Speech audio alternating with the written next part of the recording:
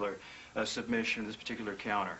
And then if you can find something that feasibly works in less moves, then probably that's the one to go with. And I think this is something where wrestling really excels, where they're going to find a really stripped down answer to something. We're going to go to our feet and take a look at something commonly seen in Brazilian Jiu-Jitsu, which is just countering standing headlocks. So there's several ways out of this. I've seen up to 20 different ways out of a standing headlock from various Brazilian Jiu-Jitsu instructors. Many of these are fantastic. I'm going to show you a couple here that work very well. And just one moment.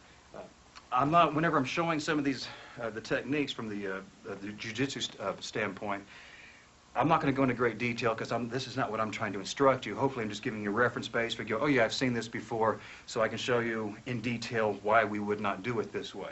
So whenever he's hooked up in the headlock, one common way to do this is to hook onto the wrist and hook around the arm with the other hand.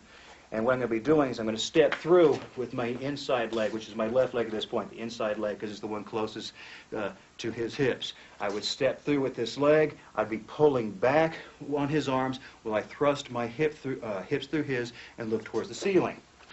There's the shot, and I open him up. That's step one. The next step would be to duck my head out and attempt to apply a hammer lock. So, not a bad idea.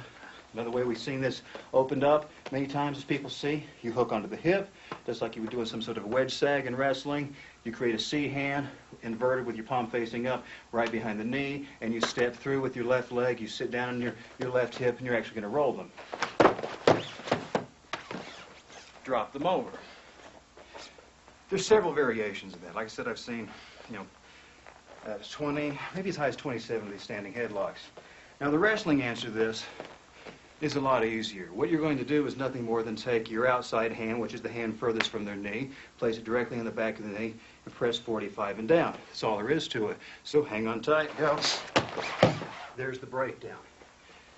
One movement to get us down to the mat. Once we get down to the mat, we can continue wrestling. We can set up a ride, or just as easily, whenever we break them down to the mat, we move it down.